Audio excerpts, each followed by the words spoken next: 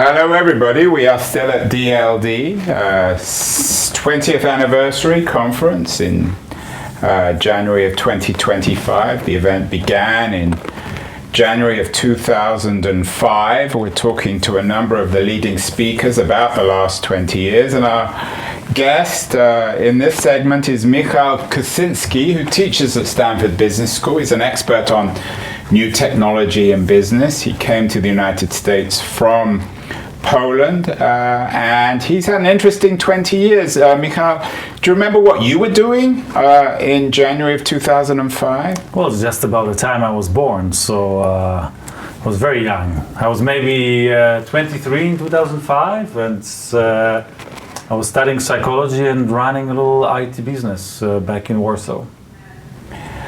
So your life has really changed over the last 20 years. I didn't even know one could do a PhD when I was 23. I discovered it by accident a few years later.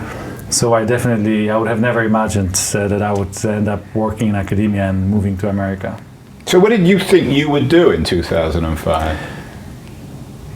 Well, hard to say. I don't really think 23-year-old people, or at least when I was 23-year-old, I really thought that much about the future. There's just so many possibilities out there. I probably imagined myself as an entrepreneur, just finding different startups and, being like Mark Zuckerberg, just very small. That was your dream, to be Mark Zuckerberg? Well, probably not. In 2005, even Mark Zuckerberg wasn't Mark Zuckerberg. Yeah, that's true. I probably didn't hear about Mark Zuckerberg. Then maybe I wanted to be like Mr. Dell. Michael Dell? Yes. Or Bill Gates? Well, if I must, I was in an IT business. I was actually building computers, so that was what entrepreneurs did in those days. So how would you tell the story of the last 20 years in your life? Well, it's when people tell their stories and write autobiographies, they very often come up with this narrative how it was all planned, and since the moment they were born, they knew that they would become this or that. And in my case, it was very random. I was trying to run a small business and finish my studies. I was not actually very good at studying. I was very interested in entrepreneurship.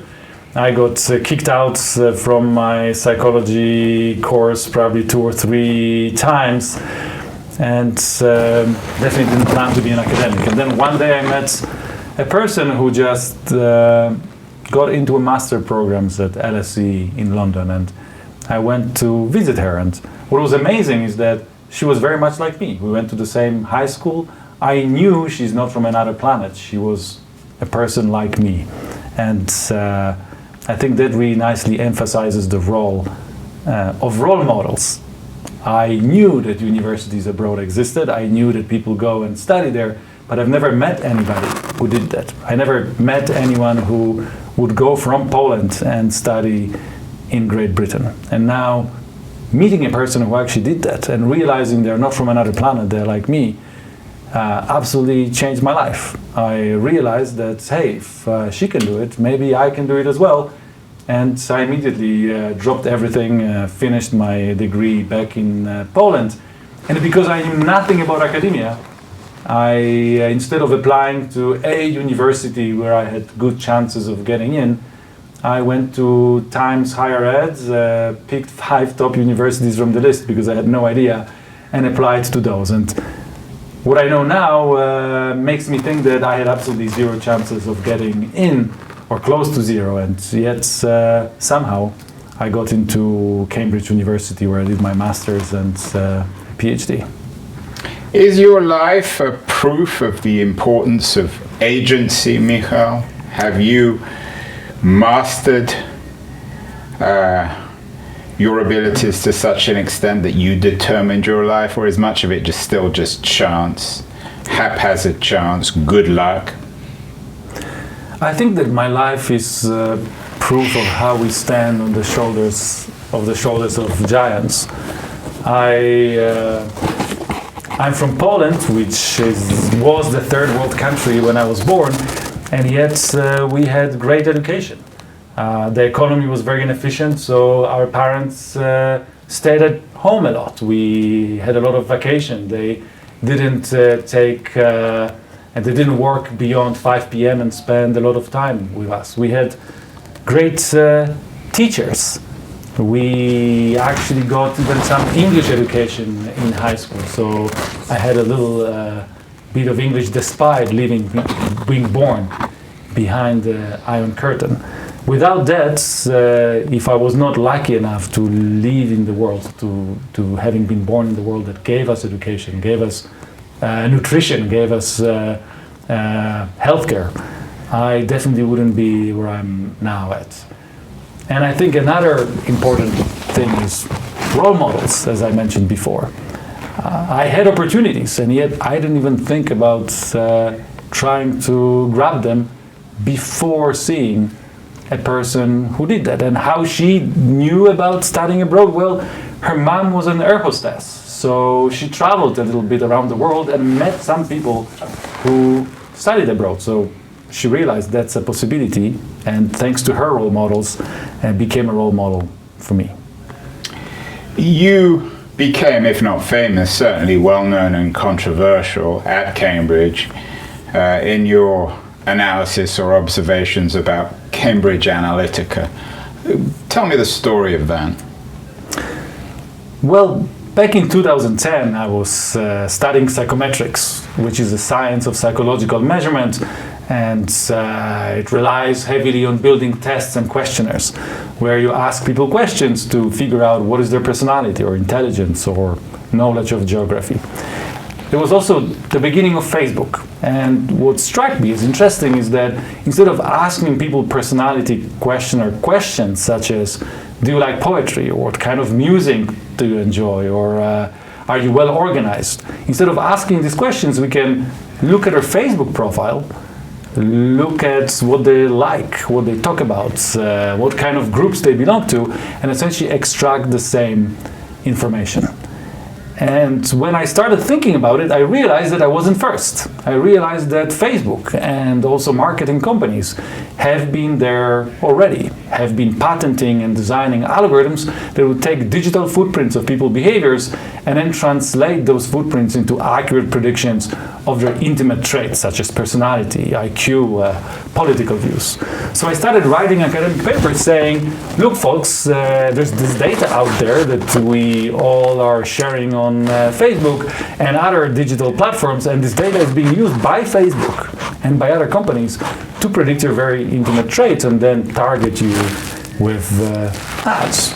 And I don't think anybody really paid attention until Cambridge Analytica came about and used those methods to potentially sway American elections in 2006. And for some reason, people somehow concluded that I was 2016. 16, sorry, right. 2016. So, ironically, Michal, in 2005, you wanted to be the next Mark Zuckerberg, even if Zuckerberg wasn't Zuckerberg then. And your career has developed in the sense that you almost brought him down, or you challenged him. Is that fair? Well, my research definitely was largely focused on auditing technologies and data that is collected and used by social media companies. So quite a few of my papers the publication of quite a few of my papers coincided with a significant multi-billion-dollar drop in the value of Facebook. Also, the largest ever fine imposed on Facebook. Did Zuckerberg send you a bill? He sent me a few cease and desist letters and discussed my work a few times in his town hall. FTC, Federal Trade Commission, in their essentially court cases they started, they explicitly cite and quote my papers as base for imposing the largest ever, by many orders of magnitude, fine on Facebook, which amounted to $50 billion. So in your analysis, who was the Who was the bad guy? Was it Cambridge Analytica or Facebook? I'm very careful when slapping the label of bad guys at people. Now, Facebook is a company that was building a social network, wanted to connect people and make some money in the process. Now, they did not realize that the tool they're building has all of those functionalities or changes the society in potentially very dangerous ways. And now, they're not evil, they didn't want to bring down democracy, they just didn't fully understand the consequences of the new technologies that they were building, and neither did we, nor politicians and regulators. And by the way, they tried to react to the risks that they were introducing. It's just that it never happened before, so it was not clear exactly how to regulate and how to counteract those kind of negative phenomena such as Cambridge Analytica or espionage or manipulation that was happening on Facebook. And what I think was also kind of outrageous is that policymakers, who many of them are older and don't really very well understand social media, what they did is they said, hey, Facebook, go and regulate yourself. Which is a bit like asking tobacco companies or big oil to regulate themselves. Not only they have conflict of interest, but also they're not experts in democracy, freedom of speech, or political manipulation. So you had this combination of new technologies that we didn't really know how to handle, new risks and new phenomena that no one really fully understood, and then asking wrong people to try to figure it out for us. Is it rather like telling a shark that it shouldn't eat other fish? Well, definitely, yeah. Two phenomena over the last 20 years, Michal, strike me as really dominating the age. The first is social media, and then the other is the rise of populism, particularly on the right, but also on the left. You seem to be suggesting that they're intimately bound up with one another, or certainly one of the implications of your analysis of Cambridge Analytica is that. Would you agree with that? Completely. I think that historically there were big political parties and big media conglomerates with their owners and all of the interactions between those institutions that were acting as a gatekeeper between individuals, individual politicians and electorate. If you wanted to be somebody in politics in Europe or in America, you needed a seal of approval from one of the major parties or a seal of approval from one of the major media conglomerates. Now, social media companies allow direct communication between the voters themselves outside of the control of the government, and also allow those people outside of the establishment, populists, both on the right and on the left, to communicate directly with the voters and hence raise in the ranks and potentially force major parties to incorporate them. Now, Donald Trump is an amazing example. He was not a politician, he is a populist. He was not really loved by Republican Party, and he managed to take over Republican Party by simply communicating directly with the voters and becoming widely popular. Now, and it's not just Republicans. Bernie Sanders was essentially an equivalent on the other side. He was independent, he was anti-establishment, he was a populist, and managed to become one of the two main candidates in the Democratic primaries. Yeah. Michal, another person we interviewed at DLD is Kenneth Cukier from The Economist. He talks about this period as an age of bile, a bilious age, where everyone's angry and spewing their anger out in public. Is there something inevitable in social media about being angry and being bilious? Why can't we just be happy and generous to others? Or is there something built into the very nature of network social media to make us bilious towards one another? I think, first of all, social media is really amplifying this vile aspects of our personalities that we all have. It allows us to be anonymous, and if not anonymous, at least having an illusion of anonymity or this disconnection from other people. So there are things that we would never say to another person's face, and yet we are very happily writing it on the tweet or in a social media message because it doesn't feel personal. We evolved to be kind and gentle and respectful with each other, and those mechanisms that prevent us from attacking and disrespecting each other just do not work when we're interacting with each other through screens and messages and keyboards. So that's one side of the game. But there's another aspect of it, which is in order for a message to go viral, I should say it differently, messages who are vile and negative and that contain attacks on people, they just attract way more attention. So now, when you have algorithms that try to figure out what people are going to look at, what people are going to click on, what people are going to share with others, those algorithms naturally discover that those very bad, very negative, counterproductive, very often messages are the ones that attract most attention. So in this attention economy of social media, those messages get promoted, and then the vicious cycle starts. The more I'm surrounded by vicious, negative, disrespectful messages, the more I become like that myself, the more messages of that kind I post, and hence continuing the feedback loop.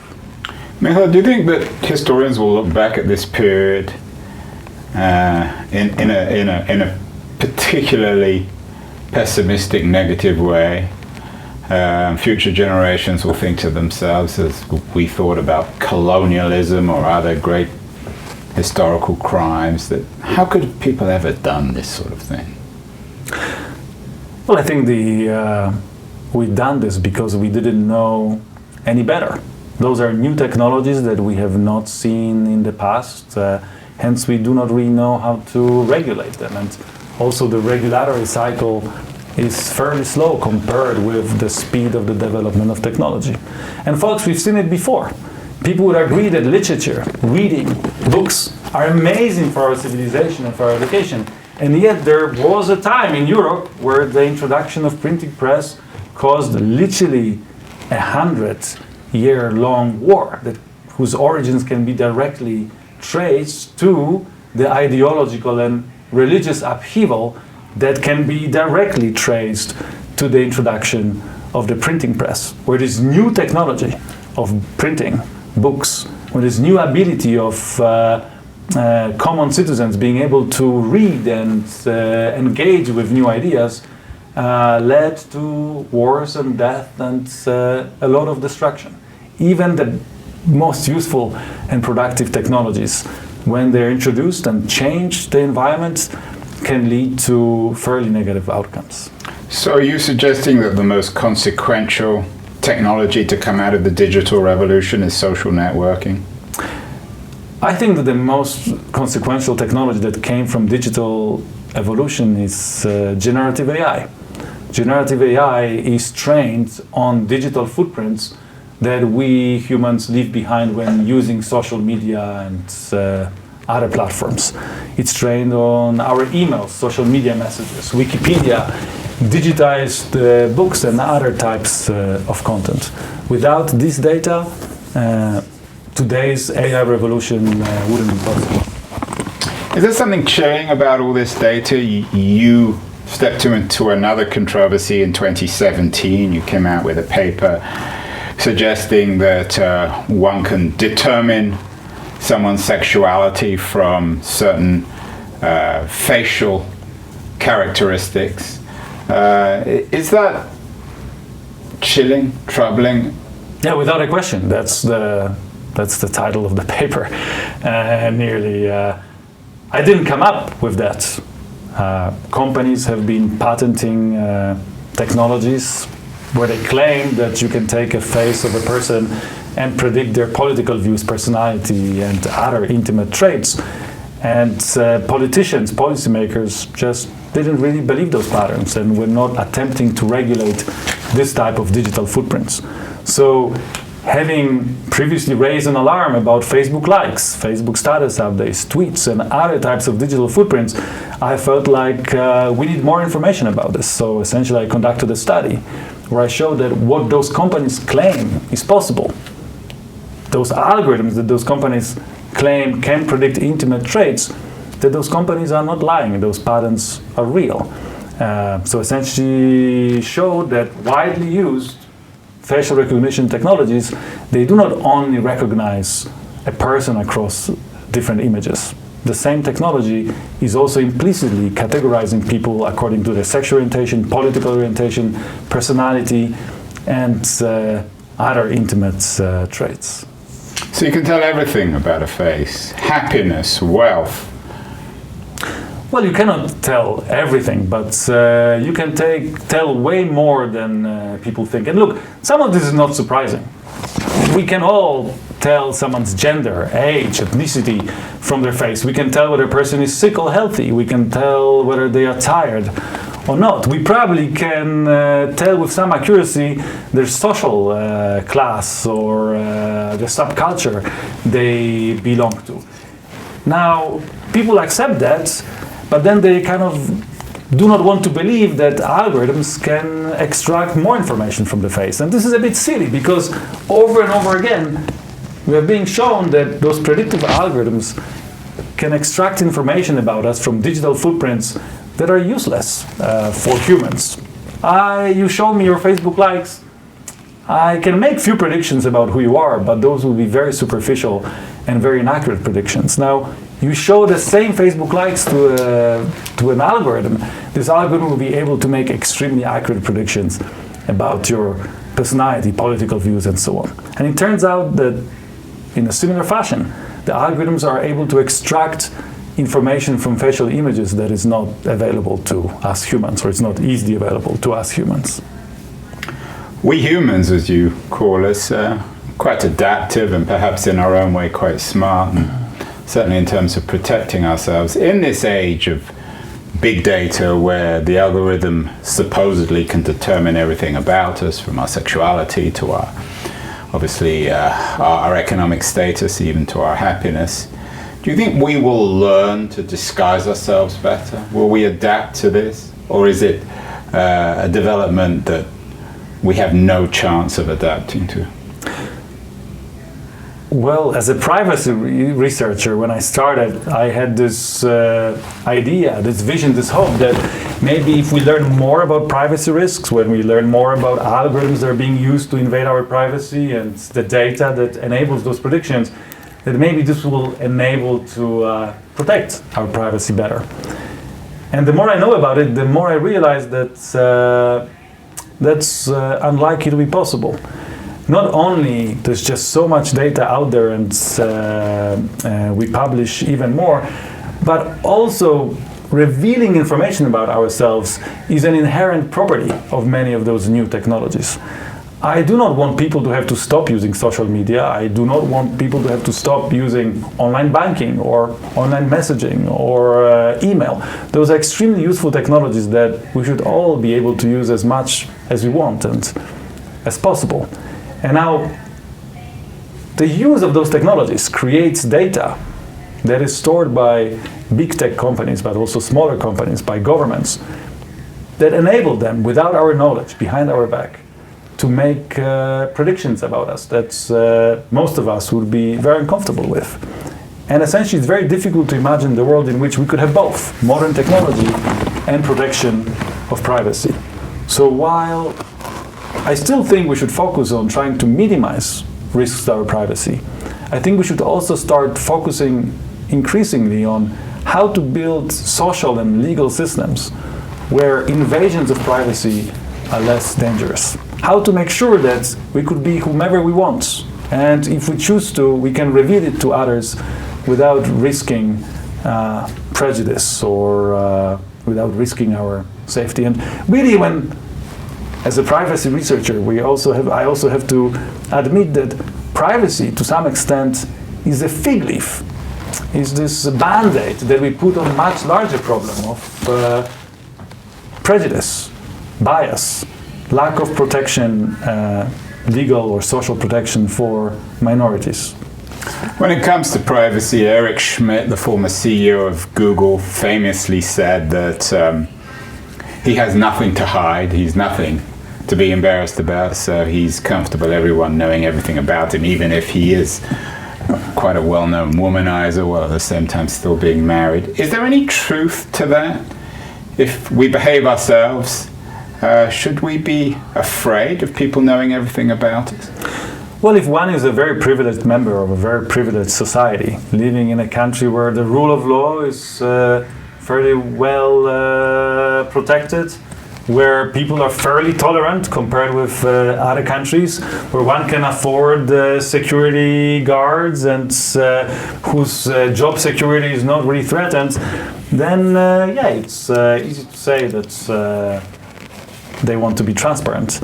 Now, if you live in a country where your sexual orientation can get you killed or arrested or fired, if you live in a place where the gossip of your neighbors can result in an exclusion, well, it's not a good place. And we should all work hard to try to make sure that those places become more tolerant and more open-minded and protecting minorities more. But in the meantime, I think we need to recognize that protection of privacy of individuals in those societies is way more important than protecting privacy of somebody living in Germany or the United States.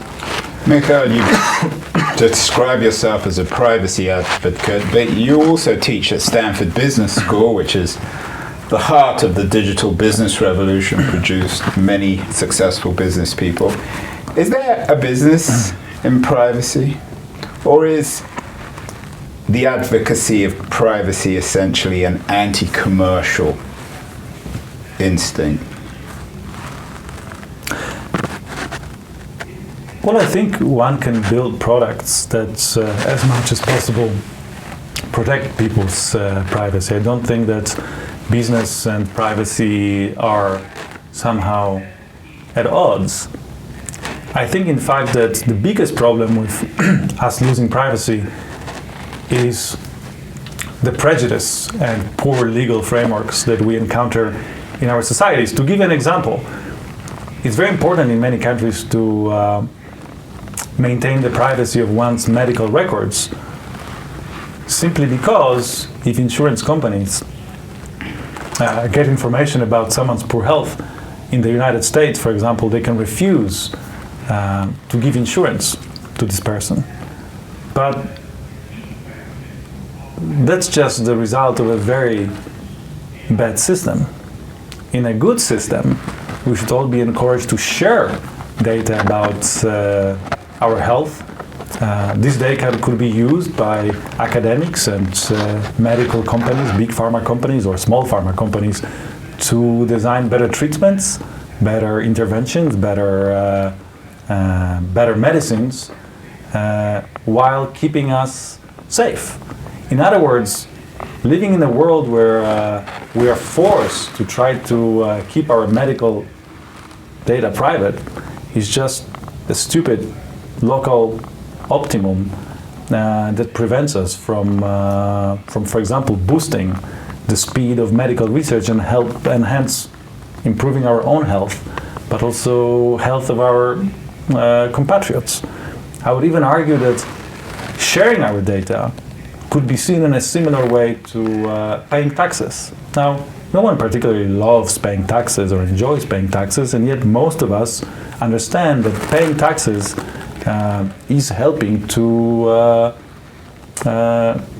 bring order and benefits to all the citizens in our society. Now, the same applies to data. In many cases, sharing our own personal data can be somewhat costly, can expose us to some risks, but also can drive research, drive progress, and make our societies and individual lives better. Michal, you've described AI as the biggest development over the last 20 years in tech. What are its implications for privacy? Well, I think Cambridge Analytica or Facebook needed to build special models or models. Let me start with this again. It's a very good question. Actually, there's not a very easy answer to it. Well, previously, Cambridge Analytica or Facebook needed to build customized algorithms focused on predicting one's personality or political views, and a lot of data from thousands or millions of users was required to train such algorithms. Now, large language models and similar AI, generative AI models, they include models of personality, emotion, political views, and behavior. In other words, one doesn't need to train a specific model. You can take essays of a person, emails, their social media messages. You can provide those messages to a large language model, and this large language model will be able, without any further training, to deduce this person's personality, happiness, political orientation, and other intimate traits. In other words, large language models democratized access to predictions that can reveal intimate traits of people based on their digital footprints. So you're saying it's bad news, AI, for privacy? Well, whether it's bad news or good news depends on how we want to use this information, how do we want to use those models. A model can use information about a person's intimate traits to help them to become better, to get better diets, do more exercise, to educate them, to help them maintain psychological or physiological health. And now the same model with the same information can be used to manipulate a person, make them buy something that they don't need, or vote for a person that doesn't have their best interest at heart. In other words, with those very powerful predictive technologies, both today and in the times of Cambridge Analytica, whether those technologies are used for the betterment of our individual lives or for taking advantage of us, this very much depends on the hands in which those technologies find themselves. You seem to be a little bit of the on the one hand, on the other hand when it comes to technology, but more broadly, are you optimistic or pessimistic about the future? We're here at DLD celebrating the last 20 years, 2005 to 2025, maybe the age of social media. The next 20 years are going to be the age of AI. Are you fearful or optimistic? Short term, I'm optimistic. I think that AI will help us to reduce poverty, boost our education, make us happier, healthier, better connected, better entertained as well. So short term, I'm an optimist. Long term, however, I'm fairly worried. That's very powerful technology that is now available not only to nation states, such as previous powerful technologies such as nuclear weapons, but it's available even to fairly small organizations. Technology, moreover, that is not only dangerous in its own right, but also has some capability to decide for itself, develop its own strategy, keep improving itself on its own. And this also leads to a risk of essentially uncontrolled development, uncontrolled progress, where we just not be able to at all control or regulate or even understand what's happening. So I'm just essentially very worried about the potential risks of generative AI. So you're suggesting that generative AI, or AGI at least, will know how to think for itself? Well, generative AI already knows, quote unquote, how to think, quote unquote, for itself. Now, whether we use quotes around know and think or not, that's to a large extent just a matter of interpretation. Those models behave as if they could reason. They behave as if they were creative. They behave as if they could perceive and express emotions, and they can use those quote unquote mental processes to manipulate us, communicate with us, improve themselves. So yeah, we're already here. Keynes famously said, Michal, that in the long run we're all dead, so we shouldn't worry about it too much. You suggested in the short term things are going to get good with AI. We're going to have more prosperity, more culture.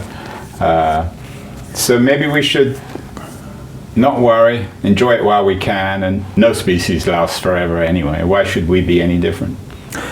Well, that's true. The problem is that as the progress is exponentially accelerating, what's the long term, which in the past may have been years, decades, or centuries, long term of the future, with an exponentially, of the progress that is speeding up exponentially, can be weeks or months.